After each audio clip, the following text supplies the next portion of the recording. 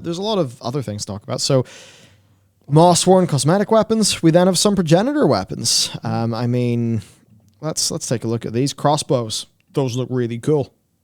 I really like how the weapons look in this raid. Those look really cool. Look at these guns.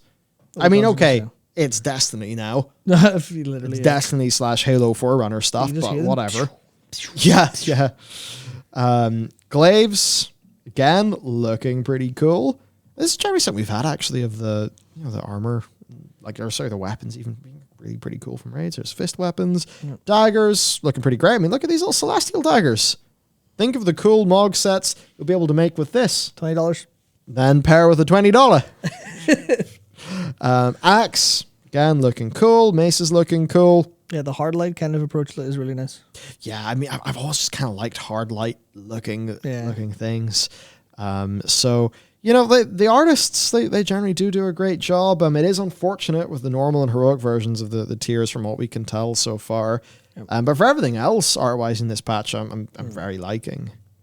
It's like, I mean, you'd be able to make some really cool Mogs, with all of this, and then we'll cap it off with the polearm. Man, I really wish they would redo polearm animations. Oh, they're just all sides. All sides. So, look, bunch of cool stuff coming from the raid. If you're a mythic person, you're probably going to look pretty damn snazzy. Now, there is another bit of gear to talk about. Dual Legos. Baby. Basically, I gave you the TLDR. This is a blog post they did. I will say again, Blizzard, I appreciate you guys doing a blog post on gearing in this patch. I just thought that was good. You're getting your design intent out there before PTR. It helps guide our thinking. It helps us give you good feedback. So thank you for that. We get to this then. So, to do a TLDR, you're going to get a new belt. That belt will have a rune carving effect on it, basically. That will always be your current Covenant legendary effect. If you swap Covenants, that belt will automatically change.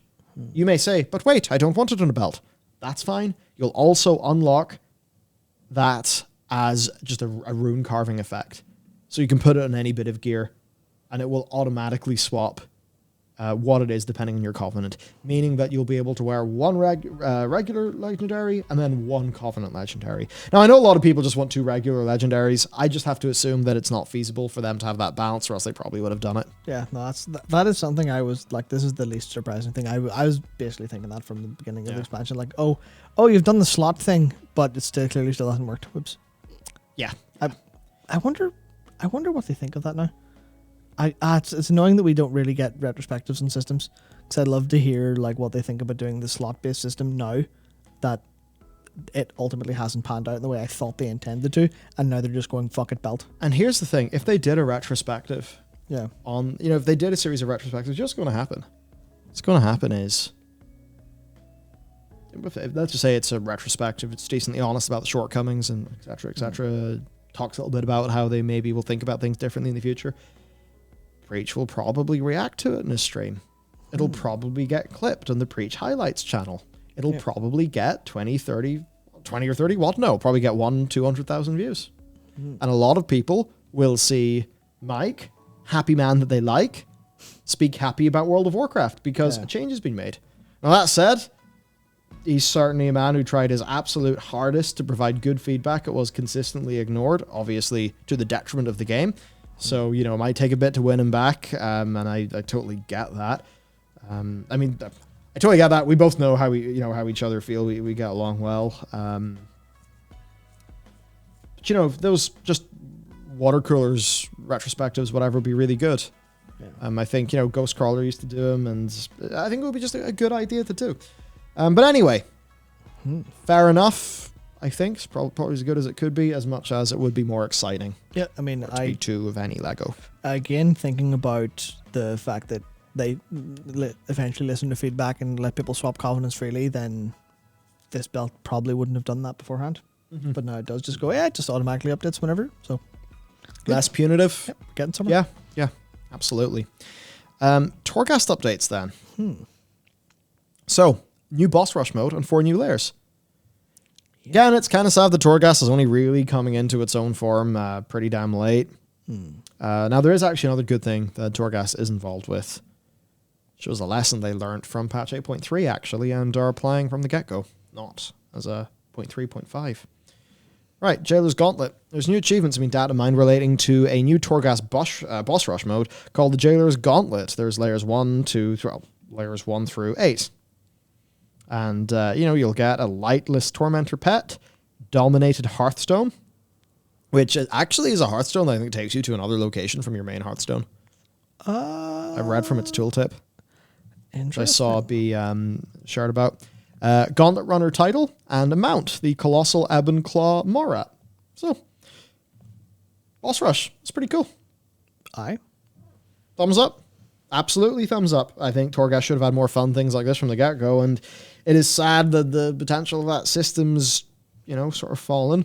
Anyway, there's also new layers to existing floors, plus flawless achievements. So there's 4 new layers being added to each of the existing floors, in addition to updated flawless achievements and rewards, getting you the Colossal Soul Shredder Marat and the Tower Ranger title. So you got that going on. Sound. Yeah, now there's some other things. Yep. Male Incubus. There you go. Hey, we got a succubus. Now let's have an incubus. Yep. Hot female. Here's a hot male form. There you go. There you go. Everyone's happy now. Well, That's the way to do it. Add more. Yeah, I mean, no, we do have to worry that we'll get into an incredible rabbit hole, and then people go, well, that's not what I envisioned of a male incubus.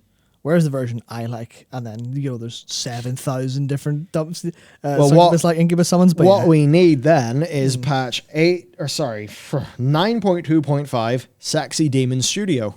Absolutely. Where you get to make your own custom sexy demon. That's my resub in a second. And then, of course, they tied that into fingerprints. So you can buy them, and then a few other web services as well. You get some interesting themed items. And, there you go. There you go. You don't have to rely on store mounts anymore. Yeah. Gigantic wings. Big wings. That's it. Now, other cool stuff. Cheetah. Look at this guy. Now, that said, right now, it does look taxidermized. But that's just because of the posing on model viewer. Yeah. But, I mean, gotta say, bloody hell, Blizzard, that is just the rear end of a cheetah.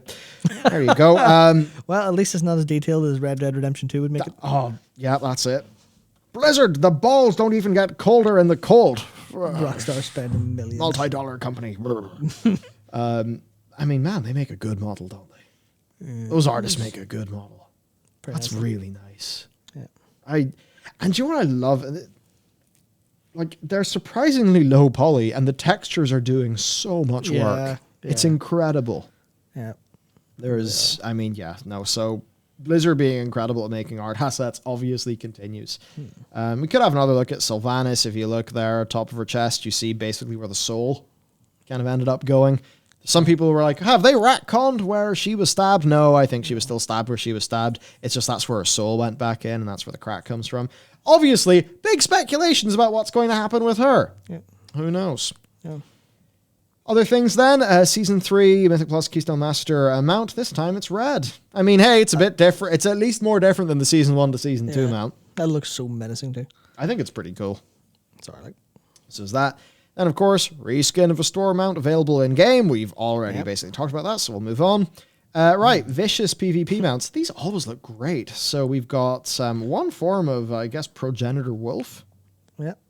We have a Horde form of a Progenitor. I see. That's the wolf that the shaman's wearing.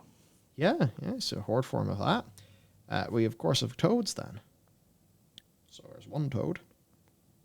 And there's 2 toads. And because 2 of these have came out, I have to wonder, will this be, will there be 2 PvP seasons in this patch, with this being for one and this being for the next, because it's got a cover until the next expansion comes out, and the files are going in now.